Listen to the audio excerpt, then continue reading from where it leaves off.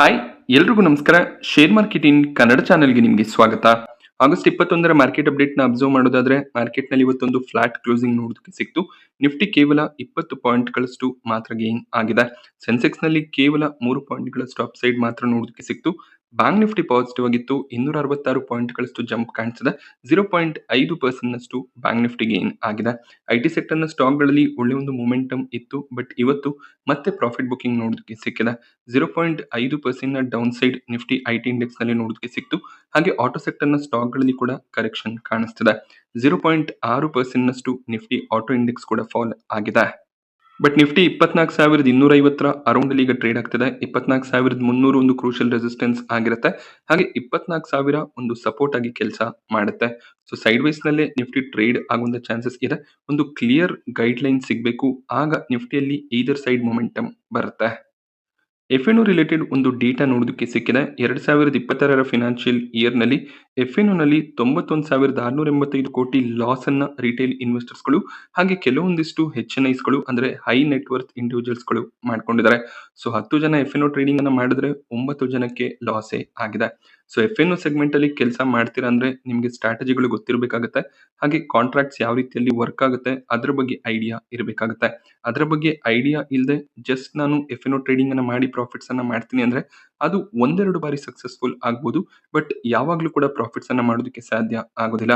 Profits ಗಿಂತ ಹೆಚ್ಚಾಗಿ losses ಬರೋದಕ್ಕೆ ಸ್ಟಾರ್ಟ್ ಆಗುತ್ತೆ. ಅದನ್ನ ರಿಕವರ್ ಮಾಡ್ಕೊಳ್ಳೋದಕ್ಕೆ ಹೋಗಿ ಇನ್ನಷ್ಟು ಲಾಸ್ ಆಗುವಂತ ಚಾನ್ಸಸ್ ಇರುತ್ತೆ. ಆದ್ರಿಂದ ಕರೆಕ್ಟ್ ಐಡಿಯಾ ಇದ್ರೆ ಮಾತ್ರ ಎಫ್ಎನ್ಒ ಸೆಗ್ಮೆಂಟ್ ಅಲ್ಲಿ ಕೆಲಸ ಮಾಡಿ. ಇಲ್ಲ ಅಂದ್ರೆ ನಾರ್ಮಲ್ ಆಗಿ ಇಂಟ್ರಾಡೇ ಟ್ರೇಡಿಂಗ್ ಸ್ಟಾಕ್ ಗಳಲ್ಲಿ ಮಾಡಬಹುದಾಗುತ್ತೆ ಅಥವಾ ಸ್ವಿಂಗ್ ಟ್ರೇಡಿಂಗ್, ಪೊಸಿಷನಲ್ ಟ್ರೇಡಿಂಗ್ ಅನ್ನ ಮಾಡಬಹುದು. ಎಲ್ಲದಕ್ಕೂ ಬೆಟರ್ ಇನ್ವೆಸ್ಟ್ಮೆಂಟ್ ಆಗಿರುತ್ತೆ. ಸ್ಲೋ ಆಗಿ ರಿಟರ್ನ್ ಸಿಕ್ಕಿದ್ರು ಕೂಡ ಟೆನ್ಷನ್ ಇಲ್ದೇನೆ ಮಾರ್ಕೆಟ್ ನಿಂದ ಅಮೌಂಟ್ ಅನ್ನ ಜನರೇಟ್ ಮಾಡಬಹುದು. ಸೊ ಫೈನಲಿ CAS ರಿಲೇಟೆಡ್ ಕೆಲವೊಂದಿಷ್ಟು ಆಕ್ಷನ್ಸ್ ಗಳನ್ನ ಸೆಬಿ ತಗೊಂಡಿದ್ದಾರೆ. ಸೆನ್ಸೆಕ್ಸ್ ನಲ್ಲಿ ಆಗಸ್ಟ್ 13ಕ್ಕೆ ಮ್ಯಾನಿಪ್ಯುಲೇಷನ್ ಆಗಿದೆ ಅನ್ನೋದು ಸೆಬಿಯ ಒಂದು ಇನ್ವೆಸ್ಟಿಗೇಷನ್ ಇಂದ ಆಚೆ ಬಂದಿದೆ. JP Morgan ನ ಒಂದು ಎಂಟಿಟಿ ಹಾಗೆ ಒಂದು ಲೋಕಲ್ ಎಂಟಿಟಿ ಇವರು CAS ಸೆಗ್ಮೆಂಟ್ ನಲ್ಲಿ ಮ್ಯಾನಿಪ್ಯುಲೇಷನ್ ಅನ್ನ ಮಾಡಿದ್ದಾರೆ. ಸೊ ಇದನ್ನ ಸೆಬಿ ಐಡೆಂಟಿಫೈ ಮಾಡಿ ಅವರಿಗೆ ಬ್ಯಾನ್ ಅನ್ನ ಕೂಡ ಹಾಕಿದ್ದಾರೆ. ಸೊ JP Morgan ನ entity Copthall Mauritius investment limited ಹಾಗೆ local brokerage firm Mansi share and stock brokering ಗೆ ಈ ಒಂದು ಬ್ಯಾನ್ ಅಪ್ಲಿಕೇಬಲ್ ಆಗ್ತದೆ. ಸೊ ನಾನು ಕಳೆದ ವಿಡಿಯೋಗಳಲ್ಲಿ ಹೇಳಿದ ರೀತಿಯಲ್ಲಿ ಕೂಡ ಸೊ ಐಡೆಂಟಿಫೈ ಮಾಡಿ ಅವರನ್ನ ಮಾರ್ಕೆಟ್ ನಿಂದ ಬ್ಯಾನ್ ಮಾಡಬಹುದು. ಬಟ್ ಯಾವ ರೀತಿಯ ಮ್ಯಾನಿಪ್ಯುಲೇಷನ್ ಆಗಿತ್ತು ಅದನ್ನ ಮತ್ತೆ ರೋಲ್ ಬ್ಯಾಕ್ ಮಾಡೋದಕ್ಕೆ ಸಾಧ್ಯ ಆಗೋದಿಲ್ಲ. ಬಟ್ ಸೆಬಿಯ ಈ ರೀತಿಯ ಸ್ಟ್ರಿಕ್ಟ್ ಗೈಡ್ಲೈನ್ಸ್ ಗಳಿಂದ ಸ್ವಲ್ಪ ಮಟ್ಟಿಗೆ ಮ್ಯಾನಿಪ್ಯುಲೇಷನ್ಸ್ ಅನ್ನ ಸ್ಟಾಪ್ ಮಾಡಬಹುದಾಗುತ್ತೆ. ಬಟ್ ಕಂಪ್ಲೀಟ್ ಆಗಿ ಅದನ್ನ ಅವಾಯ್ಡ್ ಮಾಡೋದಕ್ಕೆ ಸಾಧ್ಯ ಆಗೋದಿಲ್ಲ. ಮ್ಯಾನಿಪ್ಯುಲೇಷನ್ಸ್ ಮಾಡೋರು ಮಾಡ್ತಾನೆ ಇರ್ತಾರೆ. ಬಟ್ ಸೆಬಿ ಇನ್ವೆಸ್ಟಿಗೇಷನ್ ಅಲ್ಲಿ ಅದು ಐಡೆಂಟಿಫೈ ಆದ್ರೆ ಅಂತವರನ್ನ ಮಾರ್ಕೆಟ್ ನಿಂದ ಬ್ಯಾನ್ ಮಾಡಬಹುದಾಗುತ್ತೆ. ಬಟ್ ಪರ್ಮನೆಂಟ್ ಬ್ಯಾನ್ ಮಾಡಬೇಕು. ಕೇವಲ 1-2 ವರ್ಷದ ಬ್ಯಾನ್ ನಿಂದ ಯಾವುದೇ ರೀತಿಯ ಪರ್ಮನೆಂಟ್ ಸೊಲ್ಯೂಷನ್ಸ್ ಸಿಗೋದಿಲ್ಲ. ನಿಫ್ಟಿ ಟಾಪ್ ಗೇನರ್ಸ್ ಮತ್ತು ಲೂಸರ್ಸ್ ಅನ್ನು ಅಬ್ಸರ್ವ್ ಮಾಡಿದಾಗ ಪವರ್ ಗ್ರಿಡ್ ಇವತ್ತು ಟಾಪ್ ಗೇನರ್ ಆಗಿತ್ತು. 3% ಜಂಪ್ ನೋಡೋದಕ್ಕೆ ಸಿಕ್ಕಿದೆ. ಹಾಗೆ HDFC ಲೈಫ್ ಕೂಡ 2.5% ನಷ್ಟು ಗೇನ್ ಆಗಿದೆ. ಕೋಟಕ್ ಮಹೀಂದ್ರಾ ಬ್ಯಾಂಕ್ ನಲ್ಲಿ ಕೂಡ 1.5% ಅರೌಂಡ್ ಅಲ್ಲಿ ಜಂಪ್ ನೋಡೋದಕ್ಕೆ ಸಿಕ್ತು. ನೆಸ್ಲೆ BL ಕೂಡ ಪಾಸಿಟಿವ್ ಆಗಿ ಕ್ಲೋಸಿಂಗ್ ಅನ್ನ ಕೊಟ್ಟಿದೆ.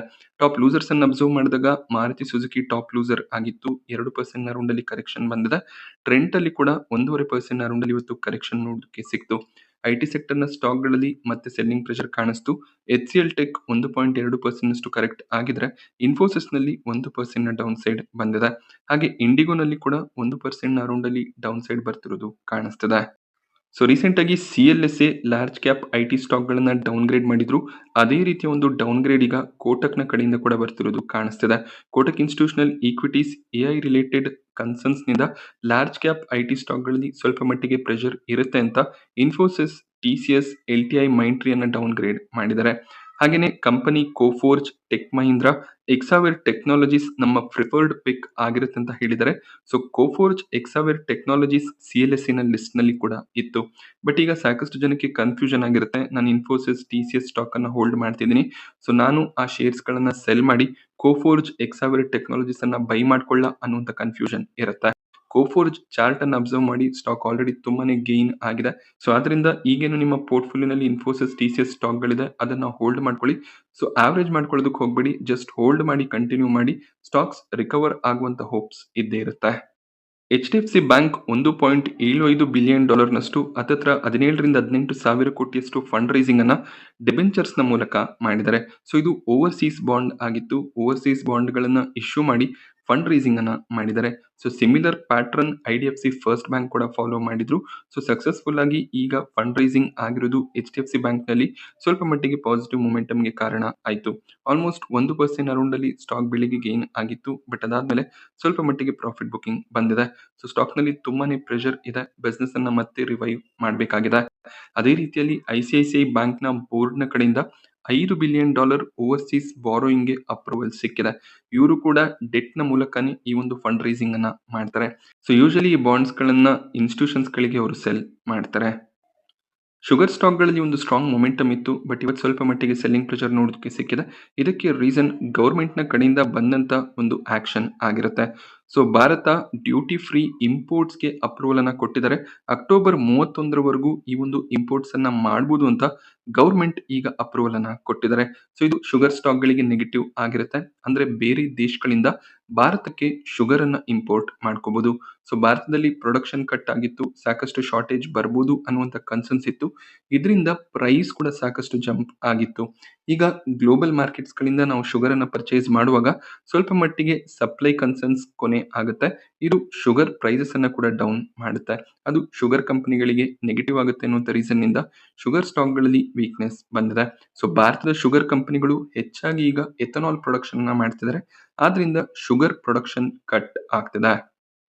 HAL ಹಾಗೇನೆ ಸಿಯೆಂಟ್ ಒಂದು ಜಾಯಿಂಟ್ ವೆಂಚರ್ ಅನ್ನ ಸ್ಟಾರ್ಟ್ ಮಾಡಿದ್ರು. ಬಟ್ ಆ ಒಂದು ಜಾಯಿಂಟ್ ವೆಂಚರ್ ಸದ್ಯಕ್ಕೆ ಫಂಕ್ಷನಲ್ ಇಲ್ಲ, ಡಾರ್ಮೆಂಟ್ ಆಗಿದೆ. ಬಟ್ HAL ಪ್ರತಿ ಬಾರಿ ರಿಸಲ್ಟ್ ಅನ್ನ ಡಿಕ್ಲೇರ್ ಮಾಡುವಾಗ ಆ ಒಂದು ಜಾಯಿಂಟ್ ವೆಂಚರ್ ನ ಫಿನಾನ್ಷಿಯಲ್ಸ್ ನ ಬಗ್ಗೆ ಕೂಡ ಮಾಹಿತಿಯನ್ನ ಪ್ರೊವೈಡ್ ಮಾಡಬೇಕಿತ್ತು. ಅದರ ಒಂದು ಅಕೌಂಟಬಿಲಿಟಿಯನ್ನ ಮೇಂಟೈನ್ ಮಾಡಬೇಕಿತ್ತು. ಆದ್ರಿಂದ ಆ ಒಂದು ಜಾಯಿಂಟ್ ವೆಂಚರ್ ಅನ್ನ ಡಿಸಾಲ್ವ್ ಮಾಡೋದಕ್ಕೆ NCLT ಗೆ ಅಪೀಲ್ ಅನ್ನ ಮಾಡಿದ್ರು. ಸೊ ಈಗ NCLT ಕಡೆಯಿಂದ ಅದಕ್ಕೆ ಅಪ್ರೂವಲ್ ಸಿಕ್ಕಿದೆ. ಇದು HAL ಗೆ ಸ್ವಲ್ಪ ಮಟ್ಟಿಗೆ ಪಾಸಿಟಿವ್ ಆಗುತ್ತೆ. ಸೊ ಆ ಒಂದು ಜಾಯಿಂಟ್ ವೆಂಚರ್ ಅನ್ನ ಯಾವುದೇ ರೀತಿಯ ಆಪರೇಷನ್ಸ್ ಇಲ್ಲದೆ ಇದ್ರೂ ಕೂಡ ಮೇಂಟೈನ್ ಮಾಡ್ಕೊಂಡು ಹೋಗೋದಕ್ಕೆ ಸ್ವಲ್ಪ ಮಟ್ಟಿಗೆ ಎಕ್ಸ್ಪೆನ್ಸಸ್ ಅನ್ನ HAL ಮಾಡ್ತಿದ್ರು. ಆ ಒಂದು ಎಕ್ಸ್ಪೆನ್ಸಸ್ ಈಗ ಕಟ್ ಡೌನ್ ಆಗುತ್ತೆ. ಇದು HAL ನ ಬ್ಯಾಲೆನ್ಸ್ ಶೀಟ್ ಅನ್ನ ಸ್ಟ್ರೆಂಥನ್ ಮಾಡುತ್ತೆ. ಆ ಒಂದು ರೀಸನ್ ನಿಂದ HAL ಸ್ಟಾಕ್ ನಲ್ಲಿ ಬೆಳಿಗ್ಗೆ ಸ್ವಲ್ಪ ಮಟ್ಟಿಗೆ ಪಾಸಿಟಿವಿಟಿ ಕಾಣಿಸಿತ್ತು. ಬಟ್ ಅದಾದ್ಮೇಲೆ ಪ್ರಾಫಿಟ್ ಬುಕಿಂಗ್ ಬಂದಿದೆ. ವೆಲ್ಸ್ಪನ್ ಕಾರ್ಪ್ ಸ್ಟಾಕ್ ಪ್ರೈಸ್ ನಲ್ಲಿ 15% ನ ಜಂಪ್ ನೋಡೋದಕ್ಕೆ ಸಿಕ್ಕಿದೆ. ಇದಕ್ಕೆ ರೀಸನ್ ಕಂಪನಿಗೆ US ನಲ್ಲಿ 17,200 ಕೋಟಿಯ ಪ್ರಾಜೆಕ್ಟ್ ಸಿಕ್ಕಿದೆ. ಸೊ ಇದೊಂದು ಹೈಯೆಸ್ಟ್ ಸಿಂಗಲ್ ಆರ್ಡರ್ ಆಗಿರುತ್ತೆ. US ಮ್ಯಾನುಫ್ಯಾಕ್ಚರಿಂಗ್ ಫೆಸಿಲಿಟಿಯಲ್ಲಿ ಈ ಒಂದು ಪ್ರಾಡಕ್ಟ್ಸ್ ಗಳ ಮ್ಯಾನುಫ್ಯಾಕ್ಚರಿಂಗ್ ಆಗುತ್ತೆ. ಪೈಪ್ ಆರ್ಡರ್ ನ ಕಂಪನಿ ಪಡ್ಕೊಂಡಿದ್ದಾರೆ. ಸೊ ಈ ಒಂದು ಆರ್ಡರ್ ಸಿಕ್ಕಿರೋದು ಕಂಪನಿಯ ಗ್ಲೋಬಲ್ ಆರ್ಡರ್ ಬುಕ್ ಅನ್ನ ಇನ್ನಷ್ಟು ಸ್ಟ್ರೆಂಥನ್ ಮಾಡಿದೆ. ಬಟ್ ಇದು US ನಲ್ಲಿ ಸಿಕ್ಕಿರುವಂತ ಕಾಂಟ್ರಾಕ್ಟ್ ಆಗಿರುತ್ತೆ. But reaction Indian stock market ನಲ್ಲಿ ಕೂಡ ನೋಡೋದಕ್ಕೆ ಸಿಕ್ತು. ಅರ್ಬನ್ ಕಂಪನಿ ಸ್ಟಾಕ್ ಪ್ರೈಸ್ ನಲ್ಲಿ ಕೂಡ ಆಲ್ಮೋಸ್ಟ್ 10% ಅರೌಂಡ್ ಅಲ್ಲಿ ಜಂಪ್ ನೋಡೋದಕ್ಕೆ ಸಿಕ್ತು. ಇದಕ್ಕೆ ರೀಸನ್ UBS ನ ಕಡೆಯಿಂದ ಬಂದಂತ ಒಂದು ಕವರೇಜ್ ಆಗಿರುತ್ತೆ. ಸೊ UBS, ಬ್ಲಿಂಕಿಟ್, ಸ್ವಿಗ್ಗಿ ಯಾವ ರೀತಿಯಲ್ಲಿ ಕ್ವಿಕ್ ಕಾಮರ್ಸ್ ಬಿಸ್ನೆಸ್ ನಲ್ಲಿ ಈಗ ತಮ್ಮ ಫುಟ್ ಸ್ಟೆಪ್ ಅನ್ನ ಇಟ್ಟಿದ್ದಾರೆ, ಅದೇ ರೀತಿಯಲ್ಲಿ ಫ್ಯೂಚರ್ ನಲ್ಲಿ ಅರ್ಬನ್ ಕಂಪನಿ ಪ್ಲಂಬಿಂಗ್, ಎಲೆಕ್ಟ್ರಿಷಿಯನ್ ಸರ್ವಿಸಸ್ಗಳು ಹಾಗೆ ಬೇರೆ ರೀತಿಯ ಹೋಮ್ ಸರ್ವಿಸಸ್ ಗಳನ್ನ ಪ್ರೊವೈಡ್ ಮಾಡಿ ಒಳ್ಳೆ ಒಂದು ಗ್ರೋತ್ ಅನ್ನ ಪಡ್ಕೋತಾರೆ ಅಂತ ಟಾರ್ಗೆಟ್ ಪ್ರೈಸ್ ಅನ್ನ 180ಕ್ಕೆ ಇನ್ಕ್ರೀಸ್ ಮಾಡಿದ್ದಾರೆ. ಹಾಗೇನೆ ಬೈ ರೆಕಮೆಂಡೇಶನ್ ಅನ್ನ ಕೂಡ ಕೊಟ್ಟಿದ್ದಾರೆ. ಅರ್ಬನ್ ಕಂಪನಿ ಈಗ 157 ಅರೌಂಡ್ ಅಲ್ಲಿ ಟ್ರೇಡ್ ಆಗ್ತದೆ. ಆದ್ರೂ ಕೂಡ IPO ಪ್ರೈಸ್ ಗಿಂತ ತುಂಬಾನೇ ಎಕ್ಸ್ಪೆನ್ಸಿವ್ ಆಗಿ ಅರ್ಬನ್ ಕಂಪನಿ ಟ್ರೇಡ್ ಆಗ್ತದೆ. ಲಾಸ್ ಮೇಕಿಂಗ್ ಬಿಸ್ನೆಸ್ ಆಗಿರುತ್ತೆ. ಕಂಪನಿ ಸ್ಲೋ ಆಗಿ ಲಾಸ್ ಅನ್ನ ಕಡಿಮೆ ಮಾಡ್ತಾ ಬಂದ್ರೆ ಸ್ಟಾಕ್ ಪ್ರೈಸ್ ನಲ್ಲಿ ಕೂಡ ಮೊಮೆಂಟಮ್ ಸಸ್ಟೈನ್ ಆಗುತ್ತೆ. ಬಟ್ ಬಿಸ್ನೆಸ್ ಮಾಡೆಲ್ ಸ್ಟ್ರಾಂಗ್ ಆಗಿದೆ. ಹಾಗೇನೆ ಕಂಪನಿಯ ರೆವೆನ್ಯೂಸ್ ಕಂಟಿನ್ಯೂಸ್ ಆಗಿ ಇನ್ಕ್ರೀಸ್ ಆಗ್ತಿರೋದು ಕೂಡ ಪಾಸಿಟಿವ್ ಸೈನ್ ಆಗಿರುತ್ತೆ. ಸೀಗಲ್ ಇಂಡಿಯಾ ಸ್ಟಾಕ್ ಪ್ರೈಸ್ ನಲ್ಲಿ ಬೆಳಿಗ್ಗೆ 2% ಹೆಚ್ಚಿನ ಜಂಪ್ ನೋಡೋದಕ್ಕೆ ಸಿಕ್ಕಿತ್ತು. ಬಟ್ ಅದಾದ್ಮೇಲೆ ಸ್ವಲ್ಪ ವೊಲಟೈಲ್ ಟ್ರೇಡಿಂಗ್ ನೋಡೋದಕ್ಕೆ ಸಿಕ್ಕಿದೆ. ಹಿಮಾಚಲ್ ಪ್ರದೇಶನಲ್ಲಿ ಕಂಪನಿಗೆ 225 ಕೋಟಿಯ ಆರ್ಡರ್ ಸಿಕ್ಕಿದೆ. ಸ್ಟೇಟ್ ಇಂಡಸ್ಟ್ರಿಯಲ್ ಡೆವಲಪ್ಮೆಂಟ್ ಕಾರ್ಪೊರೇಷನ್ ನ ಕಡೆಯಿಂದ ಈ ಒಂದು ಆರ್ಡರ್ ಕಂಪನಿಗೆ ಸಿಕ್ತು. ಸೊ ಈ ಒಂದು ಆರ್ಡರ್ ಖಂಡಿತವಾಗ್ಲೂ ಲಾಂಗ್ ಟರ್ಮ್ ಗೆ ಪಾಸಿಟಿವ್ ಆಗಿರುತ್ತೆ. IPOಗಳ ವಿಚಾರಕ್ಕೆ ಬಂದಾಗ ಲಲಿತಾ ಜ್ಯುವೆಲರ್ಸ್ ನಲ್ಲಿ ಪ್ರೀಮಿಯಂ ಸ್ವಲ್ಪ ಡ್ರಾಪ್ ಆಗಿದೆ. ನಿನ್ನೆ ₹61 ಪ್ರೀಮಿಯಂ ಕಾಣಿಸ್ತಿತ್ತು. ಇವತ್ತು ₹54 ಪ್ರೀಮಿಯಂ ಕಾಣಿಸ್ತಿದೆ. ಹಾಗೆ ಈ ಒಂದು IPO ಸೋಮವಾರ ಮಾರ್ಕೆಟ್ ನಲ್ಲಿ ಲಿಸ್ಟ್ ಆಗುತ್ತೆ.